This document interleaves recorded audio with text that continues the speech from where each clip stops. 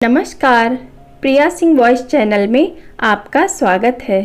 आज की हमारी कहानी है बेटे बहू ने जब हदें पार कर दी तो ताऊ जी ने सिखाया दोनों को सबक। सरकारी अस्पताल में पर्ची बनवाने के लिए बहुत ही लंबी लाइन लगी थी। काफ़ी देर खड़े रहने के कारण विमला जी के अब घुटने भी जवाब देने लगे थे। दर्द इतना ज़्यादा बढ़ने लगा था कि ठीक से खड़ी नहीं हो पा रही थीं। पीछे खड़ी एक महिला ने सहानुभूति दिखाते हुए कहा, आंटी जी, आप काफ़ी परेशान लग रहे हैं, यहाँ बैठ जाइए, मैं आपकी दवा लाकर देती हूँ। विमला जी बोली, बेटा तुम्हारा बहुत बहुत आभार। मेरे पति की तबीयत बहुत ज़्यादा खराब है, इसलिए मुझे दवाइयाँ जल्दी लेनी है। बेटा क्या तुम जल्दी मंगवा सकती हो यह दवाइयाँ? आंटी जी क्यों नहीं। इतने में विमला जी फूट फूट कर रोने लगीं। अरे आंटी जी आप रो मत, मैं आपके घर तक छोड़ दूंगी, देखना अंकल जी बहुत जल्दी ठीक हो जाएंगे। और वह महिला जल्दी से दवाई लेने के लिए चली गई। विमला जी वहीं बेंच पर बैठी उस महिला का इंतजार कर रही थीं कि पास खड़ी एक औरत ने कहा, बहन जी आपकी साड़ी पीछे से कई जगह से फटी हुई है।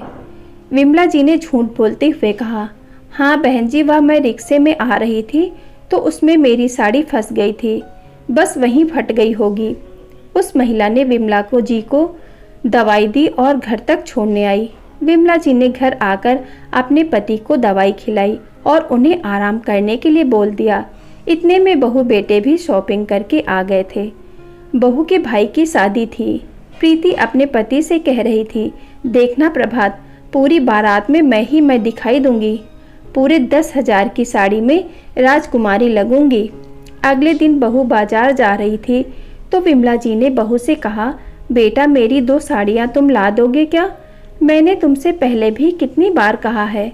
पर बहू ने अपनी पुरानी साड़ियाँ मेरे मुंह पर फेंकते हुए कहा, माँ जी आपकी इतनी औकात नहीं है कि आप नई साड़ियाँ पहने। बेटा मैं बाहर जाती हूँ तो मुझे अच्छा नहीं लगता। बेटे ने दंदनाते हुए कहा, हद करती हो माँ, पहले से ही इतना खर्चा हो गया है, आप क्या चाहते हैं कि मैं सड़क पर आ जाऊं?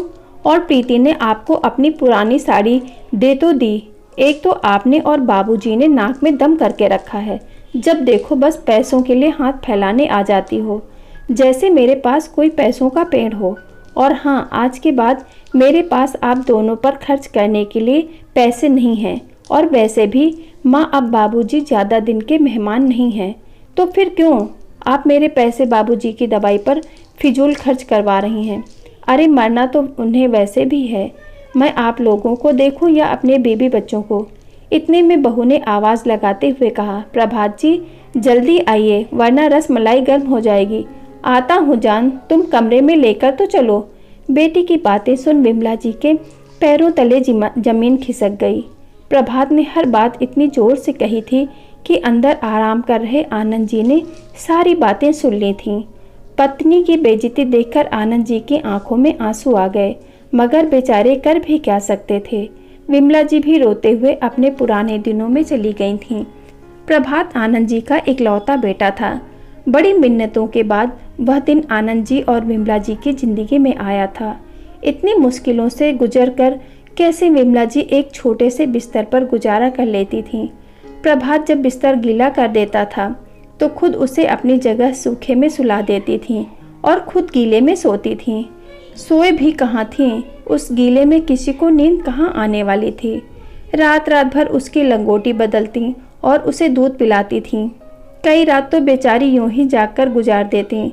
एक बार जब वह बीमार हो गया था और डॉक्टर ने उसे किसी महंगे डॉक्टर के पास भेज दिया था, तब आनंद जी के पास इतने पैसे भी नहीं थे। फिर विमला जी ने अपने मंगलसूत्र को गिरवी रखकर प्रभात का इलाज करवाया था। तब उनके पास खाने के लिए भी पैसे नहीं बचे थे। कई रातें आनंद जी और विमला जी भूखे रहकर गुजारा करते थे, लेकिन प्रभात को किसी भी चीज़ की कमी नहीं होने दी थी। आज इतना सब कुछ करने के बाद भी बेटे ने हमारे प्यार का हमें यह तोहफा दिया है। उसे अपने ही माँ बाप को 2 वक्त की रोटी देने में जोर पड़ रहा है। आज बेटा कमाने लायक हो गया तो उसे माँ बाप को पालना पहाड़ जैसा काम लग रहा है। सोचते सोचते विमला जी की आंखें भर आई थीं। इतने में आनंद जी की खांसने की आवाज़ से विमला जी ख्यालों से बाहर आईं। दौड़कर पानी का गिलास लेकर गईं और आनंद जी को पानी पिलाकर उनकी पीठ थपथपाई। क्या हुआ जी, आप रो क्यों रहे हैं? पर आनंद जी बस रोए जा रहे थे। देखिए अब जल्दी बताइए, मेरा दिल बैठा जा रहा है, मुझे बहुत तेज भूख लग रही। आप पागल हो गए हैं क्या आनंद जी? आपको भूख लगी है तो इसमें रोने वाली क्या बात है? मैं अभी आपके लिए कुछ लेकर आती हूँ। रसोई में जाने के लिए कमरे से बाहर कदम रखा ही था कि देखा तो रसोई पर ताला लगा हुआ था, क्योंकि बेटा बहू को लेकर ससुराल गया हुआ था। उसके भाई की शादी में विमला जी ने रसोई की चाबी हर जगह ढूंढी पर उन्हें कहीं नहीं मिली। अब वह पड़ोस में गई और 2 रोटी पर सब्जी रखवाकर अपने पति को लाकर खिलाई और खुद भूखे न होने का बहाना बनाकर भूखे पेट रहीं और वहीं पास पड़ी कुर्सी पर बैठ गईं। कुछ देर सोचने के बाद आनंद जी को दवाई देकर भारी कदमों से घर से बाहर निकल गईं, काम की तलाश में।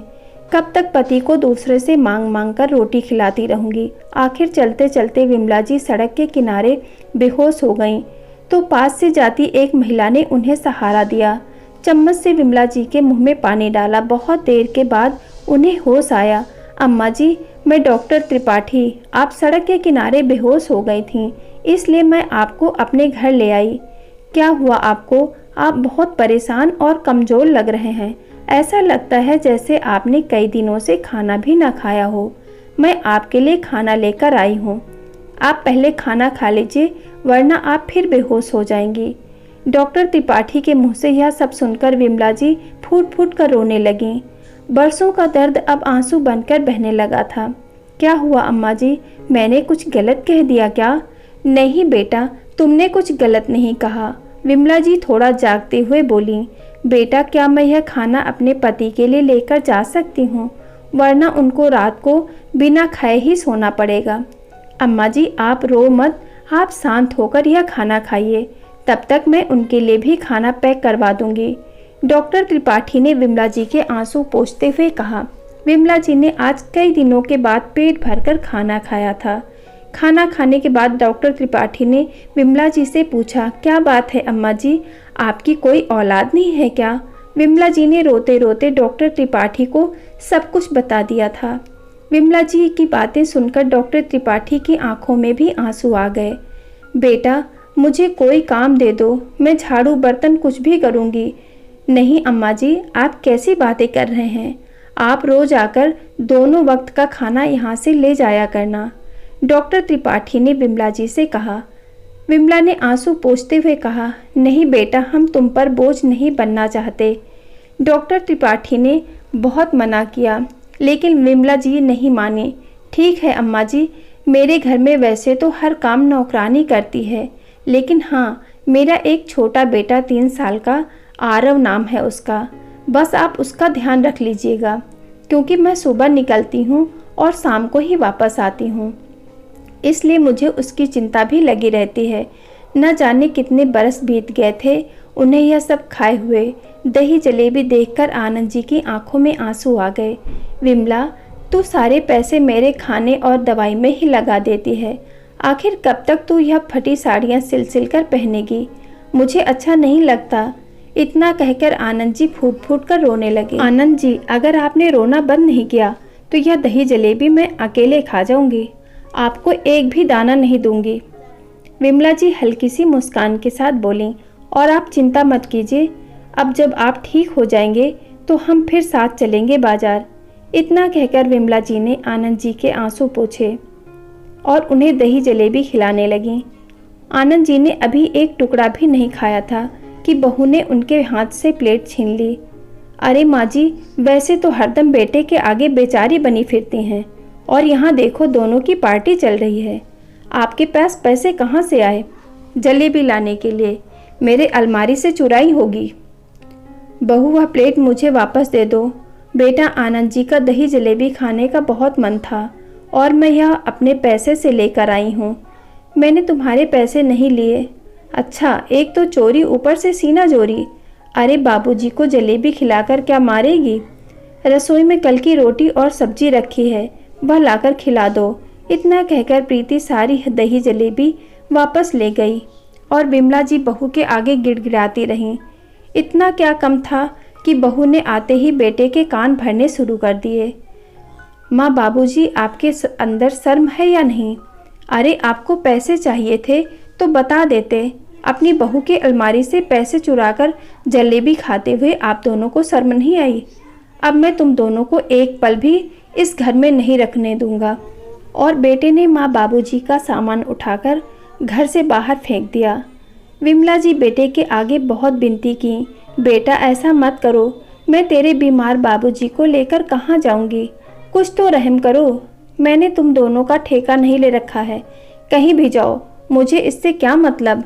और प्रभात ने विमला जी और आनंद जी को घर से बाहर निकालकर दरवाज़ा बंद कर दिया। विमला जी बोली, आनंद जी आप परेशान मत होइए, हम वृद्ध आश्रम चले जाएंगे।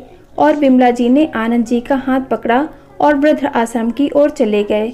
समय बीतता गया। लगभग 6 महीने बाद शहर से आनंद जी के बड़े भाई अपने छोटे भाई आनंद जी से मिलने आए। आनंद, आनंद, भाभी जी कहाँ हैं? दादाजी और दादी जी अब यहाँ नहीं रहते। मम्मी पापा ने उनका सामान घर से बाहर फेंक दिया और उनका हाथ पकड़कर बाहर निकाल दिया। 5 साल के प्रभात के बेटे ने कहा, ताऊ जी आप अचानक यहाँ? अपने गाल पर बड़े तमाचे की आवाज़ से प्रभात और प्रीति दोनों के कान के पर्दे खुल गए। तुम्हारी हिम्मत कैसे हुई आनंद जी और भाभी जी के साथ ऐसा करने की? वह ताऊ जी, एक और तमाचे की आवाज़ से प्रभात जमीन पर गिर गया। वाह बेटा वाह, सही किया तूने। जो लोग इंसानियत दिखाएं ऐसे लोगों के साथ ऐसा ही होना चाहिए। अरे अच्छा होता उस रात सड़क पर तुझे मरने के लिए वहीं छोड़ दिया होता।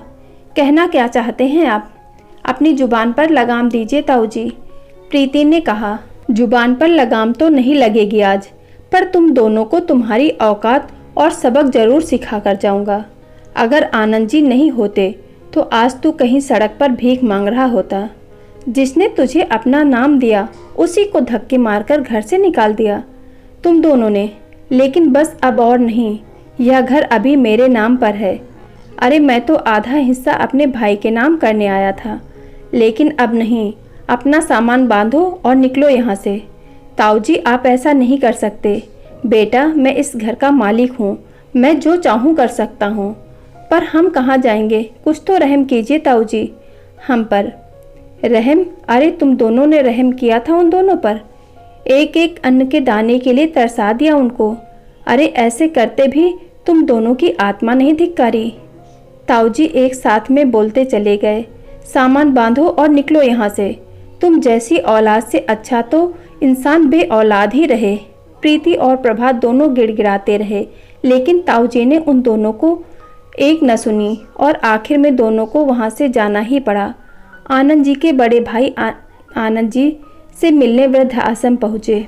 दोनों भाई आपस में गले मिलकर बहुत रोए और ताऊ जी आनंद जी और विमला जी को अपने साथ अपने घर शहर ले गए और वह इस घर को वृद्ध आश्रम वालों को दान कर गए। प्लीज़ वीडियो को लाइक करें, शेयर करें और ऐसी ही प्रेरणादायक कहानियों के लिए चैनल को सब्सक्राइब करना ना भूलें। हमारा मनोबल बढ़ाने के लिए कमेंट करके बताएं कि आपको कहानी कैसी लगी। धन्यवाद।